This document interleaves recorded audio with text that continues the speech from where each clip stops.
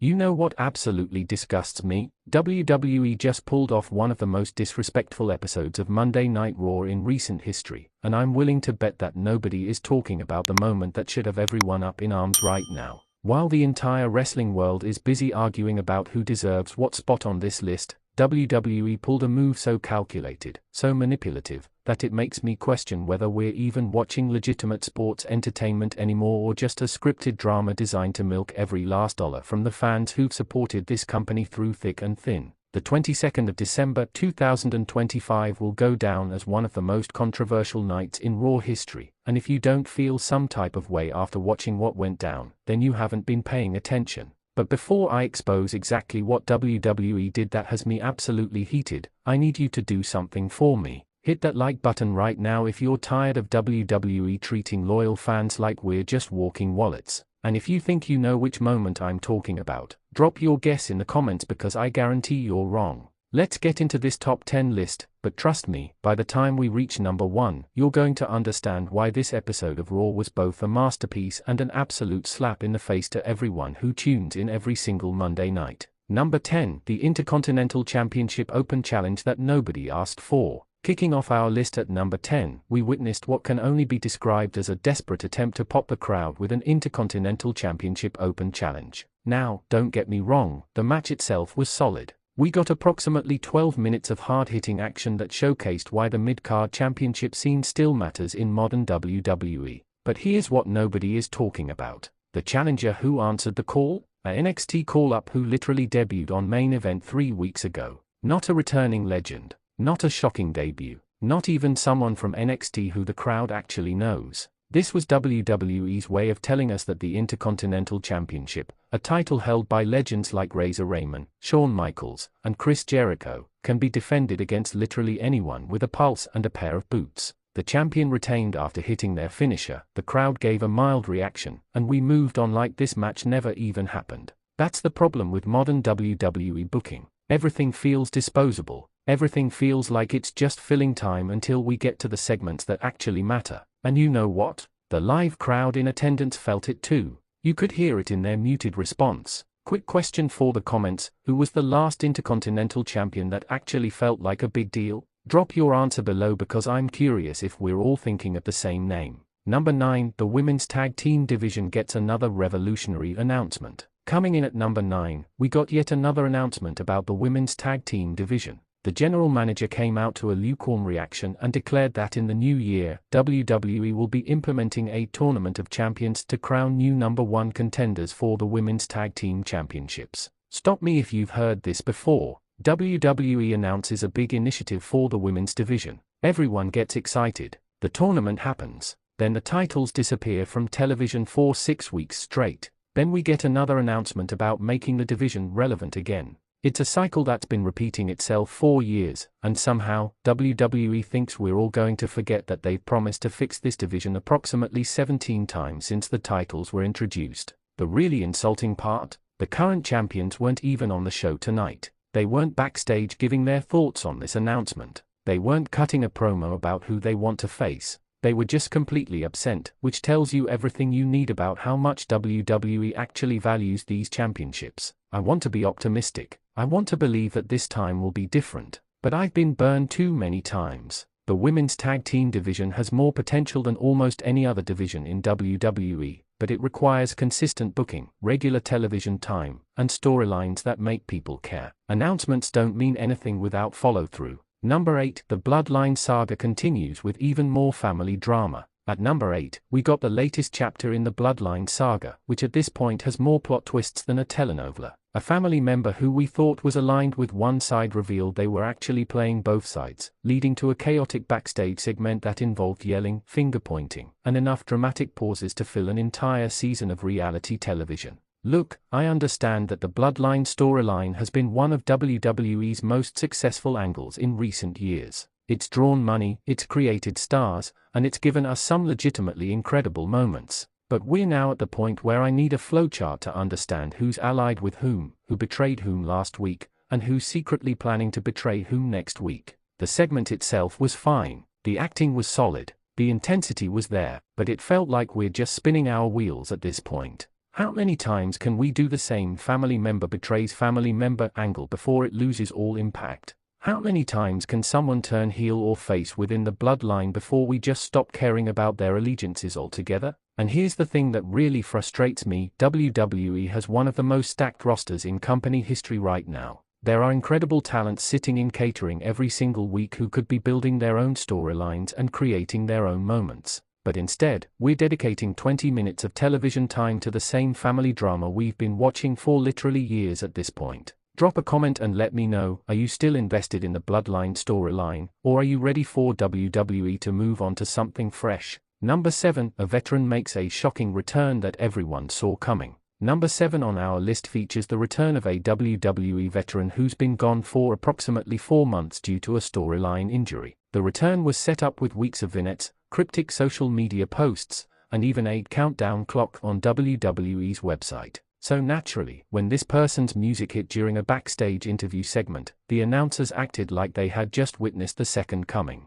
The crowd popped. I'll give them that. There's always something special about a returning superstar's music hitting, especially when it's someone who has history with the current storylines. But shocking? Please. This return was telegraphed so obviously that even casual fans knew it was coming. What bothers me isn't the return itself, it's the way WWE insults our intelligence by pretending like this is some unprecedented surprise that nobody could have predicted. We're not stupid. We have social media. We read the reports. We see the promotional materials that accidentally get leaked online. When you spend 3 weeks airing vignettes about someone's impending return, you don't get to act shocked when they actually return. The veteran cut a decent promo about reclaiming their spot at the top of the card and challenged the current champion to a match at the next pay-per-view. It's a perfectly acceptable storyline that will probably lead to a good match, but ranking this as a top moment feels generous at best and desperate for content at worst. Number 6, tag team action that actually delivered. Finally, some positivity. Coming in at number 6, we got a tag team match that genuinely exceeded expectations and reminded everyone why tag team wrestling is so important to a well-rounded wrestling product.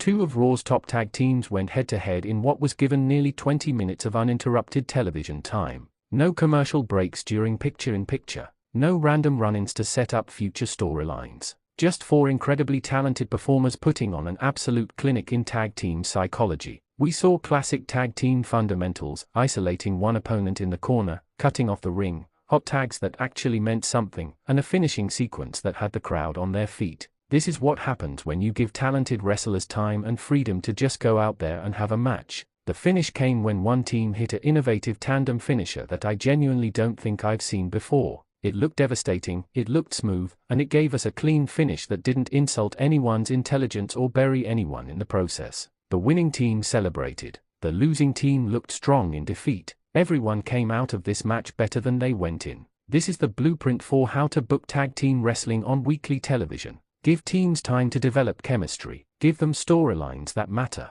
Give them clean finishes that establish hierarchy without making anyone look incompetent. It's not complicated, WWE. You just did it perfectly right here. Now do it every single week. Question for you, what's your favorite tag team currently on the Raw roster? Let me know in the comments because the tag division is stacked right now. Number 5, a world title program gets personal. The number 5 spot belongs to a segment that took the current World Heavyweight Championship program to a much more personal and darker place. The challenger interrupted the champion's interview to bring up something from their past, something that legitimately seemed to catch the champion off guard and broke through their usual confident character. This is the kind of storytelling that wrestling does better than any other form of entertainment. We've been watching these 2 competitors circle each other for weeks now, trading wins in non-title matches and cutting standard "I'm going to beat you" promos. But tonight, things got real. Tonight, the challenger weaponized personal history to get inside the champion's head. The champion's response was fascinating.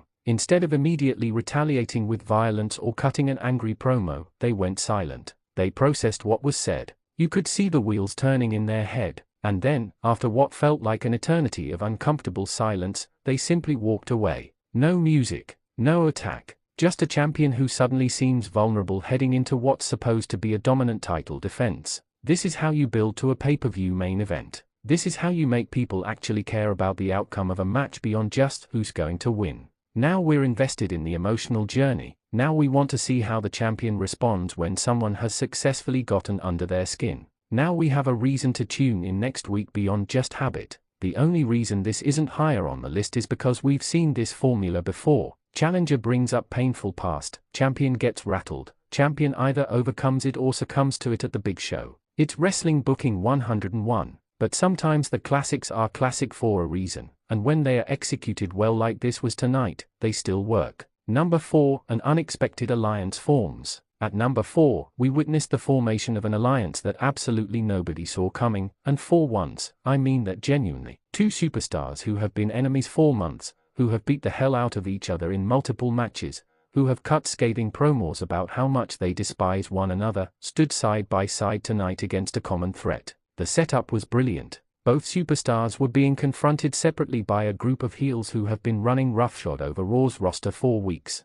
Just when it looked like they were going to get outnumbered and destroyed, one of them made the save for the other. Then, in a moment of reluctant respect, they cleared the ring together. What made this moment work was the reluctance. They didn't suddenly become best friends. They didn't hug it out and act like their history doesn't matter. After clearing the ring, they stood there staring at each other, clearly uncomfortable with what just happened but also clearly recognizing that they might need each other to deal with this larger threat. This is nuanced character work. This is giving your audience credit for understanding that people can work together without liking each other. This is setting up what could be a fascinating dynamic where two enemies have to learn to trust each other, at least temporarily, to accomplish a common goal. The crowd was into this moment. You could feel the energy in the arena shift when the second superstar's music hit and they came down to make the save. This is the kind of organic, crowd-pleasing storytelling that WWE does best when they are firing on all cylinders. My only concern is whether WWE will actually follow through on this alliance or if it's just a one-night thing that never gets mentioned again.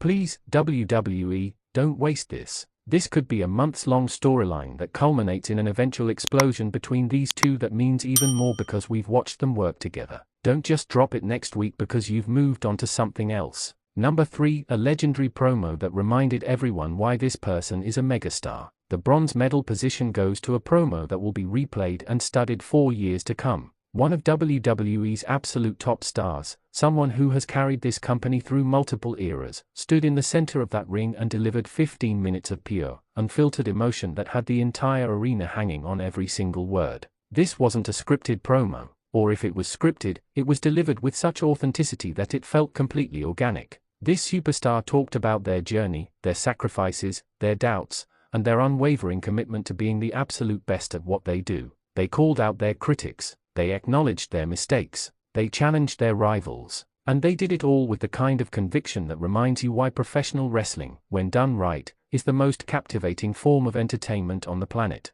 The crowd was silent, not because they were bored, but because they were completely absorbed in every word being said. When this superstar's voice cracked with emotion while talking about what this business means to them, you could hear a pin drop. When they raised their voice and declared their intentions for the upcoming Royal Rumble season, the arena exploded. This is star power. This is what separates good wrestlers from all-time greats. Anyone can learn how to perform moves in the ring. Anyone can memorize lines from a script, but being able to connect with thousands of people in an arena and millions watching at home on such a deep emotional level, that's a gift that can't be taught. The promo set up multiple potential directions for this superstar's character moving forward. It elevated everyone they mentioned. It made the Royal Rumble feel more important. It gave us quotable lines that will be turned into memes and t-shirts. It was a masterclass in professional wrestling communication. If this were any other week, this would be the number one moment. But tonight, two things happened that were even bigger. And trust me, you're not ready for what's coming. Number 2, a cash-in attempt that went horribly wrong. At number 2, we got chaos. Pure, unfiltered chaos that left the WWE Universe absolutely speechless and set up what might be the most compelling storyline heading into the new year. The Money in the Bank contract holder, who has been teasing a cash-in for weeks, finally decided that tonight was the night. The World Heavyweight Champion had just finished a grueling match, a match that took everything out of them. The champion was down. The referee was in position. The contract holder's music hit, and the arena absolutely erupted. But here's where things went sideways. As the contract holder was sprinting to the ring, briefcase in hand, ready to take advantage of the fallen champion, someone else's music hit. A superstar who has been absent from WWE programming returned and decimated the contract holder before they could even make it to the ring. The attack was vicious, it was personal, and it was clearly motivated by something that happened months ago that we all thought had been forgotten. The contract holder never made it to the ring. The champion recovered and escaped. And now we have a situation where the Money in the Bank contract holder has been targeted by someone who seemingly has no interest in the championship at all, just in making their life absolutely miserable. This is brilliant booking for multiple reasons. First, it protects the champion from losing their title in a cheap cash-in without making the contract holder look weak. Second, it establishes an immediate, heated rivalry between the contract holder and the returning superstar. Third, it creates uncertainty about when and how the cash-in will eventually happen. And fourth, it gave us a genuine shock moment that had people jumping out of their seats. The aftermath was equally compelling. Medical personnel attended to the contract holder while the champion stood at the top of the ramp, clutching their title, looking absolutely relieved that they dodged a bullet tonight. Meanwhile, the returning superstar stood over the fallen contract holder with a microphone and delivered one line, one simple threat, that made it clear this is just the beginning of their revenge tour. In any normal week, this would be the #1 moment without question. A failed cash-in attempt involving a shocking return that sets up multiple storylines for the coming months.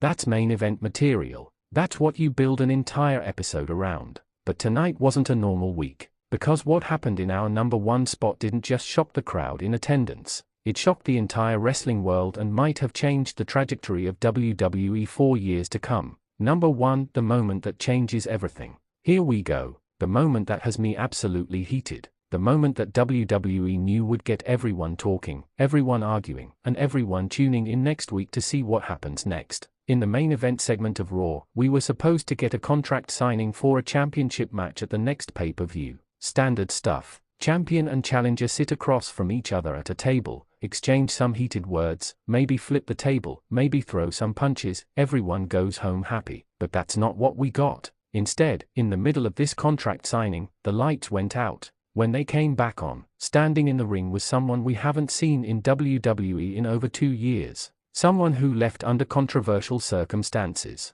Someone who many people thought we would never see in a WWE ring again. The crowd's reaction was deafening. The announcers were speechless. The champion and challenger were frozen in shock. And then this returning superstar picked up the microphone and said 8 words that change everything. I'm here to take what's rightfully mine. But here's where WWE went too far. Here's why I'm actually angry about this moment despite how incredible it was. This returning superstar was released by WWE 2 years ago. Not because they asked for their release. Not because they wanted to pursue other opportunities. But because WWE cut them for budget reasons during one of their routine talent purges. They took someone who had given everything to this company, who had main event pay-per-views, who had held multiple championships, and they unceremoniously cut them loose with a generic corporate statement about budget constraints and future endeavors. For 2 years, this person worked their way through the independent scene, proving that they were still one of the best wrestlers in the world. For 2 years, they built themselves back up from nothing, taking bookings at high school gyms and VFW halls just to keep their skills sharp.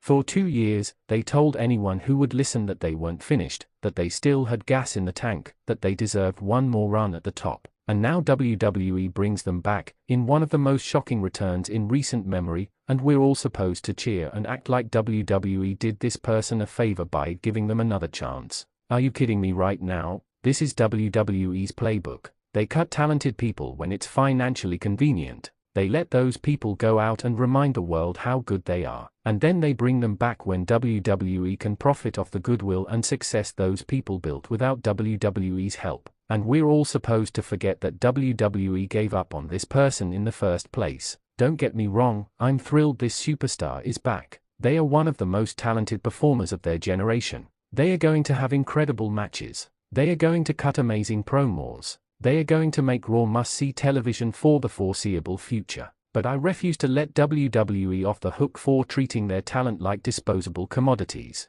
I refuse to pretend like this is some feel-good story when WWE created the bad situation in the first place by cutting this person when they didn't need to. The worst part? This works for WWE every single time. They'll cut someone, that person will work hard to rebuild their career, WWE will bring them back to a huge pop, and everyone will praise WWE for listening to the fans and making smart business decisions. Meanwhile, there are dozens of incredibly talented wrestlers sitting in catering right now, wondering if they are next on the chopping block, knowing that if they do get cut, they'll have to spend years rebuilding their careers just for the chance that maybe, possibly, WWE might bring them back someday. This is why wrestlers need more power in this relationship. This is why guaranteed contracts and proper job security matter. This is why treating human beings like interchangeable pieces in a corporate machine is fundamentally wrong, even if it occasionally leads to shocking television moments. So yes, this is the #1 moment from Raw this week.